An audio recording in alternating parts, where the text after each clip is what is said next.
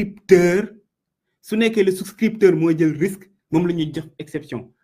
fii nii lu muy confondre mooy le souscripteur ak le bénéficiaire kuy jël risque ak le souscripteur oui c'est EPC mais le bénéficiaire donc ku nekk di jël risque c'est l'agence sénégalaise d'électrification rurale xanaa nag doon agence sénégalaise d'électrification rurale nekkul un démembrement de l'État agence sénégalaise d'électrification rurale moom moo nekk maître d'ouvrage délégué du ministère de l'énergie bi nga xam ne yow yaa ko jiite woon mënoo ne du ab démembrement État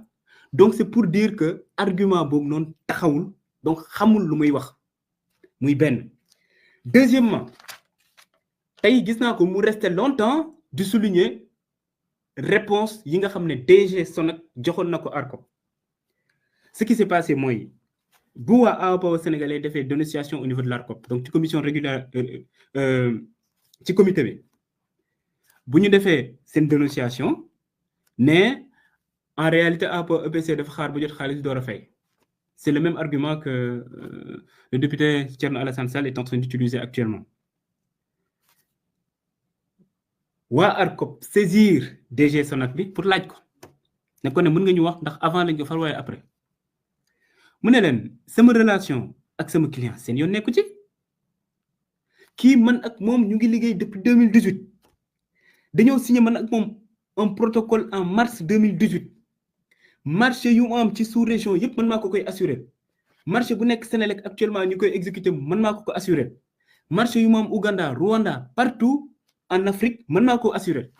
donc lu seyoon si suñu relation contractuelle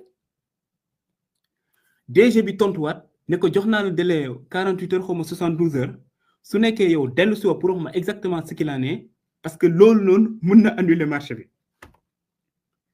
DG Sonac bi répété waat lu mu ko waxoon ba pare ne ko yow yaa wax ne lii nii mën na annuler marché bi ou en tout cas dafa am benn disposition bu ma violé wax ma ban article la violé keroog la ARCOP gëj a tontu parce que effectivement mënul wax ban article la violé te ñàkk xam mais am na ay jurisprudence yu bëri ci am ci affaire assurance c'est-à-dire yow su nekkee tàmm nga di liggéey ak société bi am na benn conférence ou conseil des ministres bu ñu defoon Paris dans le cadre des assurances c'était en 2006 où il était dit clairement que il est loisible à l'assureur d'accorder sa garantie en dépit de non-paiement de la prime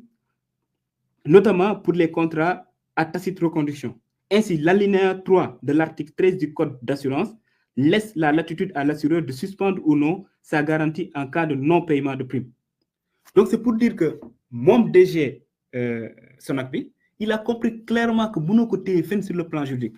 et que ñu ko nekk di ko wax ci affaire prime dañoo xamut loolu rek moo leen dal ñàkk a xam et di nekk di chercher la petite bête. Et là, ce que ça montre mooy ci marché bi amuñu fenn fi nga xam ne mën na ci sukkandiku pour naan am na benn article bu ñu violé wala ci procédure yi am na leen li nga xam ne jaaru ci yoon donc ñu nekk di jëfandu léegi ci ay garantie pour nee na ok il faut ñu stopper marché bi donc loolu moo nekkoon leeral ñu mu bëggoon andi par rapport à garantie yi te ça puisque là live laa nekk suñu paree ku nekk di gérer live bi Ousmane Noreyni Gueye mën na afficher su nekkee am ngeen ay questions yu leerul li nga xam ne c'est pas clair ci dossier bi par rapport à garantie mën naa jël 3 à 4 voire 5 questions tontu ci muy ñaar ñetteelu point bu mu soulever nee na dafa am benn lettre bu Banque Santander def ne suspendre na le financement xam nga ARCOP bu muy suspendre le marché boobu jëm nañu wër ci affaire code ciment ak leneen pour sukkandiku fa suspendre marché bi jàllut ñu ne dañoo sukkandiku ci lettre bu ñu jot le 30 septembre bu leen naan banque bi suspendre na financement bi ñu sukkandiku ci ne ok bon léegi mën nañ suspendre marché bi man jour bu ñu jotee décision ARCOP boobu noonu j'ai écrit directement à la CSC parce qu'en réalité moom moo nekk di assurer ou garantir le financement au niveau de l'Espagne su ñu waxee crédit acheteur ñoom ñoo koy garantir bind leen laaj leen ñun def nañ ak yéen benn réunion ñun ASER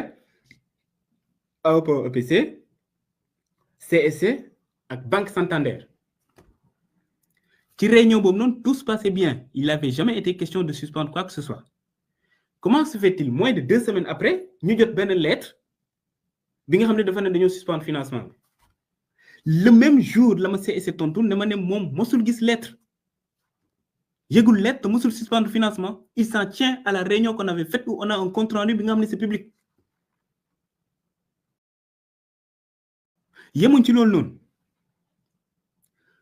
le secrétaire général du gouvernement recevoir le DG de la banque laajte ko qu'en est-il de lettre bi nga xam ne da ngeen ko def DG banque bi expliqué ne non il a jamais été question de suspendre le financement lu ñu suspendre c'est plutôt les décaissements te xamuñu décaissement yooyu man maa demandé ñu suspendre ko yaa xayti man maa egsi ou ñun ñoo egsi ci benn direction fekk ñu signé contrat fekk ñu joxe déjà 40% d'avance de démarrage te marché bi commencé gul man maa def benn note ne bu kenn commencé marché bi tant que xoolaatuñ ko de A à Z renégocier ko door a avancer ma ne léegi nag puisque entreprise espagnole bi jot na xaalis ba pare nañ suspendre tout décaissement jusqu'à ce que ñu exécuter ba nga xam ne au moins atteindre nañ ci limite contrat bi nañ ko stipuler par rapport au décaissement yi nga xam def nañ ko notamment les 20% au titre des dépenses engagées et aussi ci prorata par rapport aux 20% d'avance de démarrage ñu door a mën a demander waat beneen décaissement loolu yëpp ñu tënk ko ci ab compte rendu c'est-à-dire compte rendu bi ko gis tey dina gis ne man maa demandé ñu suspendre décaissement bi donc il s'en est tenu à ça lettre bi loolu la doon wax ñu jël lettre bi nag génnee ko naan waaye banque bi nee na dafa suspendre financement banque bi ne ci boppam moom c'est un problème de français mësul suspendre financement donc lettre bu mu bind pour wax loolu noonu moom la ñuy yóbbu au niveau de la Cour suprême pour wane ne il a jamais été question de suspension de financement Cour suprême décidé lever la suspension ñun ñu commencé travaux yi donc lettre bu nga nekk di génn c'est ça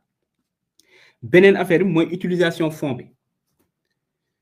xam nga lii aussi day témoigner en quelque sorte xamoo marché public man je sais vraiment pas su nekkee yow vous avez vraiment été ministre wala directeur général wala mos nga exécuter marché sooy exécuter marché chaque 3 mois da nga war a def benn rapport expliquer exactement fan nga toll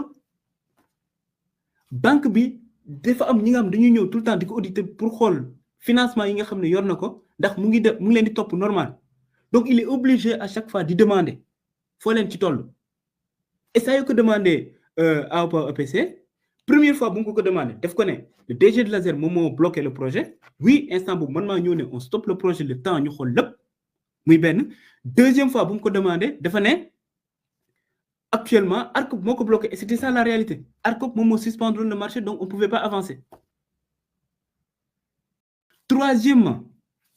compte bi nga xam ne moom moo nekk ci banque Santander c'est pas le compte du projet soo liiree bu baax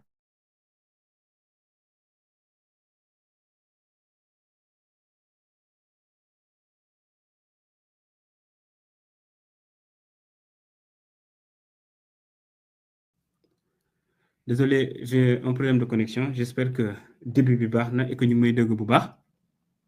donc c'est pour dire que entreprise bi moom jot na avance de démarrage avance au titre de dépenses engagées cautionné marché bi plutôt donc lu des rek moom moo nekk